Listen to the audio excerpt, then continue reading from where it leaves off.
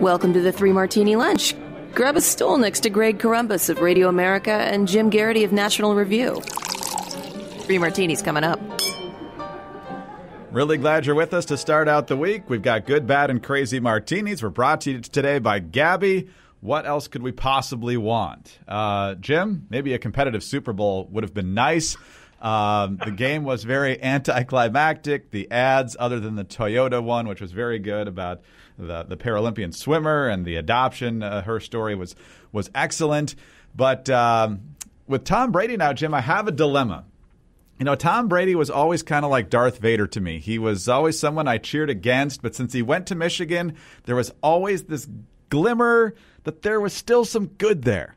But the media is almost forcing me into liking this guy. First of all, you have to respect what he's pulled off in Tampa after bailing on the Patriots. Secondly, the two big stories I saw from the media this week prior to the actual game were, one, a column in USA Today talking about how Brady is abusing his white privilege by not speaking out on virtually every political issue under the sun. And then when he came to the game yesterday, he wasn't wearing a mask. Well, the social media people went nuts and said they were feeling physically ill about how he was treating himself as being special. If the media is going to do this to him, Jim, it's so annoying. I almost feel sorry for him. Did Mahomes wear a mask on his way in? I don't know. Nobody even paid attention. How normal is that for these guys? I don't know if they're within a certain distance of each other. They clearly are spending a lot of time together. For all extents and purposes, I figure football players are a pod. They are part of a household. That they are going to be. If you're putting your hands in between a guy's legs to take the snap, my guess is you're less than 6 feet distance between them. Maybe in a really good shotgun lineup like that. But otherwise, so like I figure he's whatever his teammates have. They're all on the bus together. They're traveling together. I don't know if he's going to be able to keep them all properly socially distanced and all that. I got to admit, Greg, that now that he's not in the blue uniform of the Patriots, I find him a lot easier to take. I find him a lot easier to admire, and I think we can now completely agree that it was a Tom Brady dynasty all those years, and that everybody else was just along for the ride. The Patriots' entire dynasty is now rescinded because it's entirely a Brady one. I'm somewhat tongue-in-cheek as I say that, but I also going to observe, like, Greg, your team, my team, 29 other teams are doing everything they can. They go over the draft. They put enormous brain power into this. And all Tampa Bay had to do in the last offseason, after going 7-9 with Winston throwing 30 touchdowns and 30 interceptions, which will make the greatest ESPN 30 for 30 episode ever. They went in. They got Brady. They got Gronk. Halfway through the season, they added Antonio Brown. And in the latter half of the season, they added Leonard Fournette. This is like the old, either the Yankee mercenaries going through free agency and collecting all the all-stars, or you could say kind of like those NBA teams where three players get together. This is kind of the mercenary team, and they just went through the rest of the league in the playoffs like a hot knife through butter.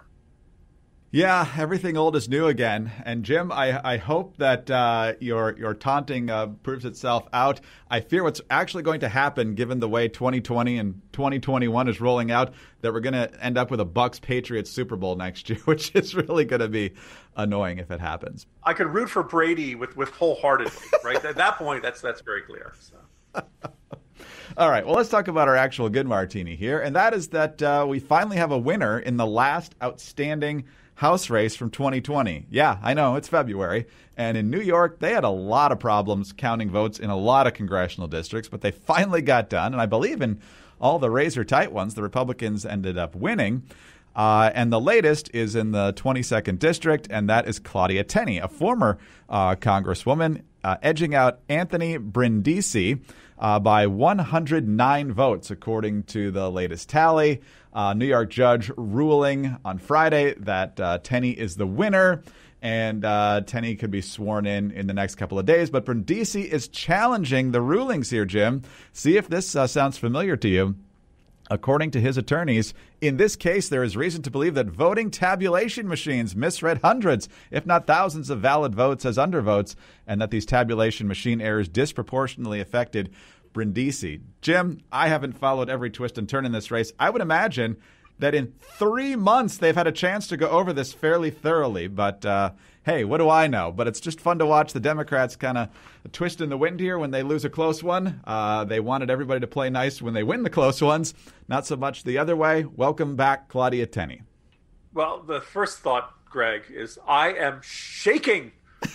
I am beside myself at this attack on democracy. How dare the Democratic candidate challenge these voting machines? Smartmatic lawyers, go get them. Yeah.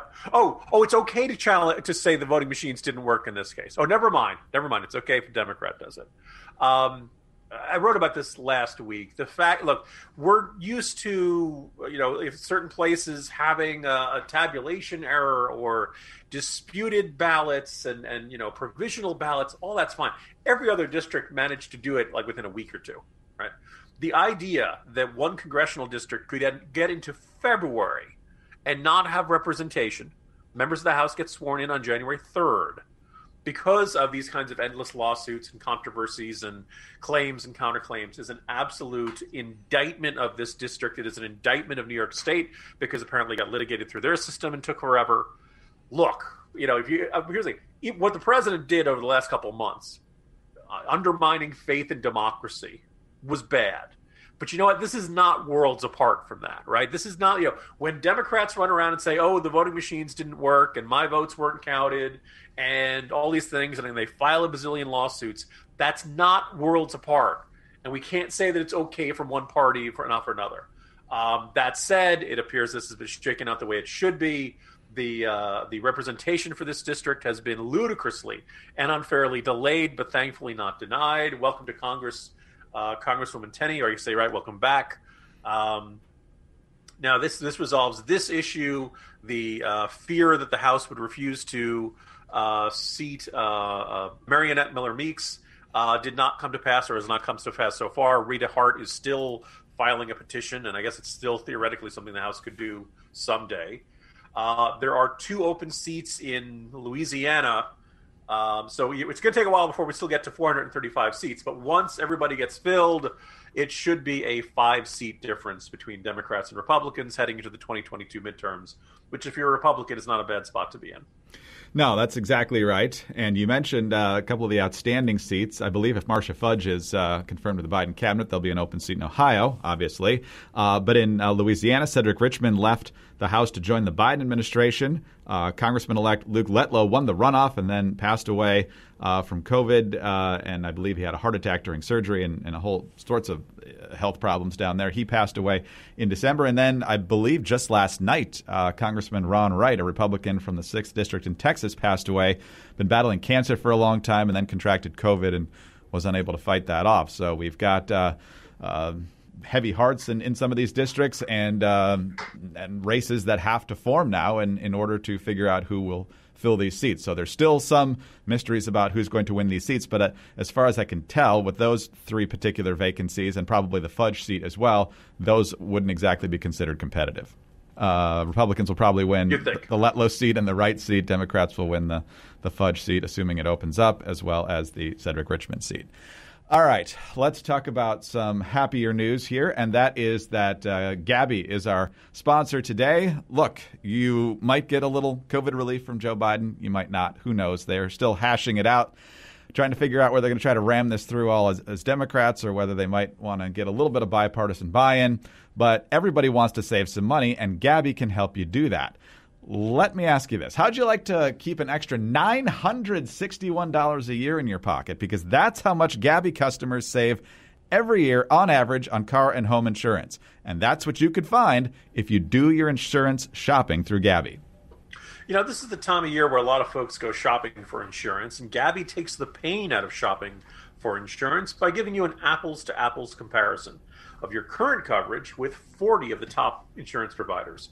We're talking about companies like Progressive and Nationwide and Travelers.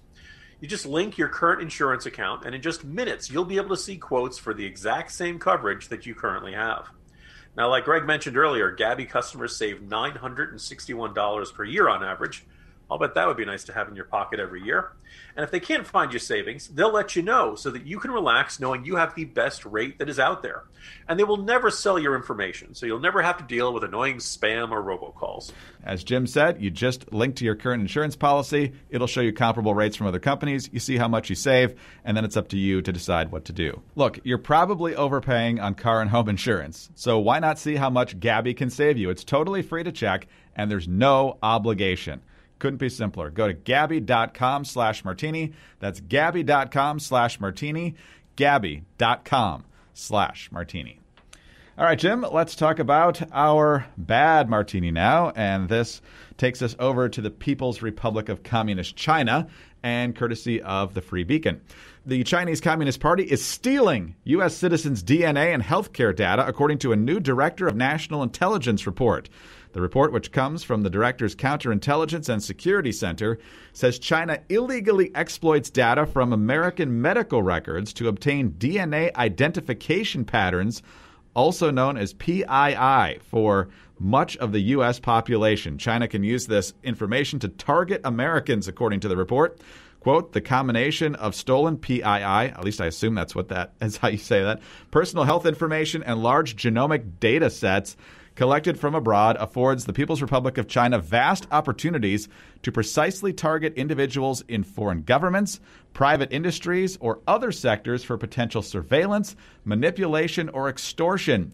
Such data sets could help the PRC not only recruit individuals abroad, but also act against foreign dissidents. And of course, China is the perpetrator of the big OPM hack, and that's where they got a lot of the data back several years ago during the Obama administration. So, Jim, I mean, this is scary stuff, but with how fast technology is advancing and how cyber crime is advancing, the stuff that was once of science fiction is not that implausible anymore.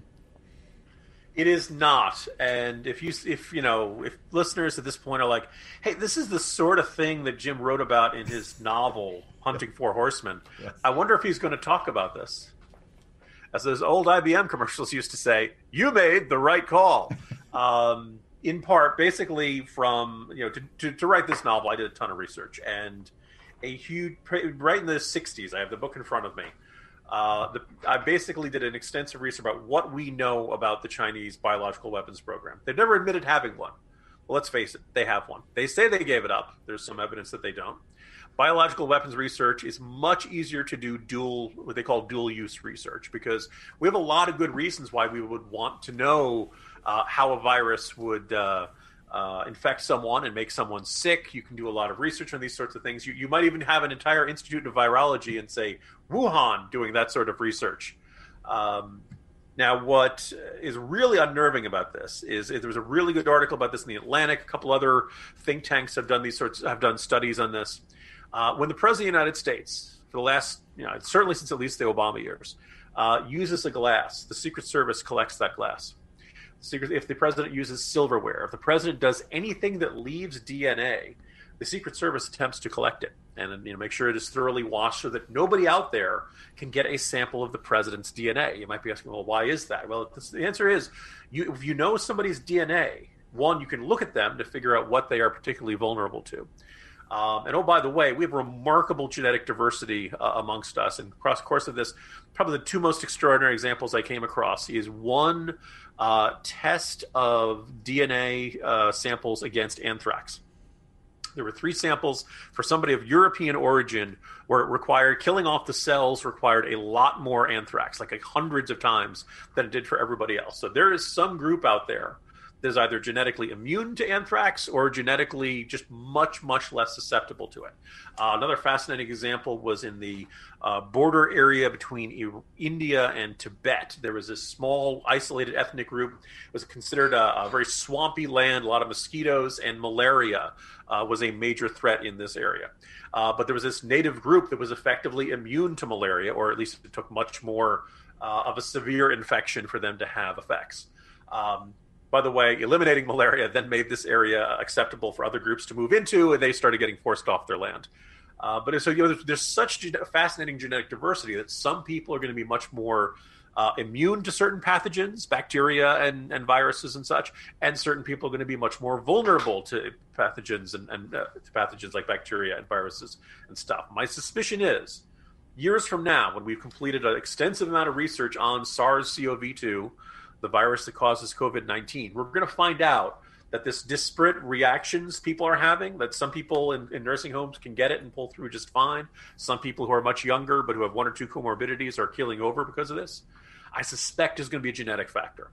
Anyway, the point is that if China has all of this information, this means they can figure out what kind of weapons would be particularly dangerous to us. Now, the good news is the United States, as I described in this book, we are the 64 crayon Crayola box of genetics. We are a very diverse country, and in this particular situation, if not all of them, diversity is strength, right? Star Trek, they used to say infinite diversity and infinite combinations. It would be very, very difficult, pretty much impossible, to engineer a biological weapon that would kill all Americans. That's the good news. The bad news is, once you started killing all Americans, it would just kill all human beings because we have such a diverse group. You would not be able to target one particular ethnic, or targeting one particular ethnic group could be done. And that's why the villains in my book are generally the ones that have been involved in ethnic cleansing and efforts like that. But the first place you start is by knowing what the genes of your targeted population are. I don't know that this is necessarily what China is, they're never going to come out and say, yes, we're working on a biological weapon to wipe you guys out. But that having been said, having this knowledge enables them to do that. And it is deeply unnerving and, I hope you read the book, but I'd much rather keep my book remain in the realm of fiction than get a little too real. And this is particularly unnerving. You make up stuff in your head to be really freaky and frightening, and then a few months later it turns out to be unnervingly plausible and real. Yeah, that's got to be a little scary. But whether it's riveting drama that's fairly plausible or whether it's a preview, you should still read Hunting for Horsemen by Jim Garrity. It's a really good read. And if you haven't read Between Two Scorpions, you need to do that too. That'll help you catch up and be all set for the next book. Big tech is censoring conservative speech, and Democrats will be controlling the White House and Congress. Hi, I'm Sarah Carter. Join me on The Sarah Carter Show, and we will dig deep into the big issues together. Look, as an investigative reporter, I'll ask the questions no one else is asking, share personal stories covering wars, the border, and the D.C. swamp, and bring on guests who know what's really going on. Subscribe to The Sarah Carter Show at Apple, Spotify, or wherever you get your podcasts. Let's talk about our crazy martini now, and Ilhan Omar. Good work done here, also by the Free Beacon, digging into how Ilhan Omar's latest husband is making most of his money. Congresswoman Ilhan Omar's campaign payments to her husband's firm accounted for nearly 80% of its cash haul during the 2020 elections, federal filings show. The E Street Group, that's not Springsteen's band, it's a D.C. consulting firm owned by Tim Minette, Omar's husband, and his partner, Will Haler. It received $3.7 million from political committees this past cycle. $3.7 million. Omar's campaign was by far its biggest moneymaker, doling out 146 checks for $2.9 million, or 78% of the firm's payments. Omar's payments to E Street constituted a large part of her campaign expenditures. Her committee spent $5.2 million, meaning that the $2.9 million that she funneled to her husband's firm was 56% of the campaign's operational costs. But there's more. Free Beacon again. A political consulting firm owned by Omar's husband, Tim Minette, received more than $500,000 in pandemic bailout cash, even as it was raking in millions of dollars from Omar's campaign. $134,800 in Paycheck Protection Program loans and $500,000 in economic injury disaster loans. So, Jim, nothing to see here. I would imagine if this was a prominent righty, the press outside of the Free Beacon would be a little more interested in this. How is this anything other than money laundering? For a long time in Washington, it was not surprising to find a politician's spouse or relative, very often it was children, either employed by their campaign, employed by their political action committee, employed by their largest donor, Hunter Biden, that sort of thing. And it was considered it's almost rude to notice it and to call it out and to point it out. There are very few rules and laws restricting these sorts of things. The scandal is not that what Ilhan Omar has done with her husband's firm is illegal. The scandal is that it's legal. You're basically, as you mentioned, this is a backdoor way of putting money back into the household by saying, oh, it's not a payment to me, it's a payment to my spouse. Even though there's really, the money is fungible within that household.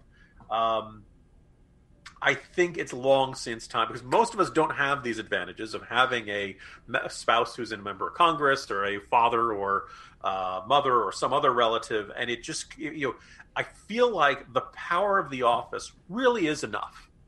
I don't think you need that extra perk of being able to have a generous make-work job for your kid. It's bad enough when it's, in the office. There was a really good study where they went down. It was some ungodly amount, and it's been in both parties. It's a bipartisan tradition of having idiot sons who need some sort of make-work job to make them respectable and to put money in their pocket and to keep them out of trouble or something like that. It doesn't always work. Again, Hunter Biden. Look, this is the sort of thing that you'd like to think Democrats would come out and say, okay, look, no, you cannot funnel this kind of money. There's a whole bunch of political firms in this world. There are a whole bunch of firms that can do all this kind of work. You can't employ your spouse's firm to do this sort of stuff. I would love to see the Federal Elections Commission crack down on this sort of thing. I'd love to see Congress crack down on this sort of thing. I think, however, this is a situation in which the people who would need to change the rules are the exact people who are benefiting from the way the rules are right now. I don't think, unless this turns into this, popular uprising like the Tea Party or something like that, I don't think this is going to end anytime soon, Greg. Jim, even the legal stuff is nauseating in this town. See you tomorrow. See you tomorrow, Greg. Jim Garrity, National Review. I'm Greg Corombos, Radio America. Thanks for being with us today. Don't forget about our friends over at Gabi. Save yourself some money on insurance. Gabi.com/martini. Also, please subscribe to the 3 Martini Lunch podcast. We are very grateful for your 5-star ratings and your kind reviews. Also, we invite you to get us on those home devices. All you have to say is play 3 Martini Lunch podcast. Find us on Twitter. He's at Jim Garrity. I'm at Dateline_DC. Have a great Monday and join us Tuesday for the next 3 Martini Lunch. Hi, it's Dana Lash, host of The Dana Show. Every day, I'm here to keep you up to speed on the most important stories and info that you need to know in your very busy life. And if you're always on the go and you want to stay connected, just download our daily podcast and take it with you. It's a great way to get up to speed on what you need to know and what legacy media may not be telling you. Visit danaradio.com and click on the podcast link or subscribe at iTunes, Spotify, or wherever you get your favorite podcasts.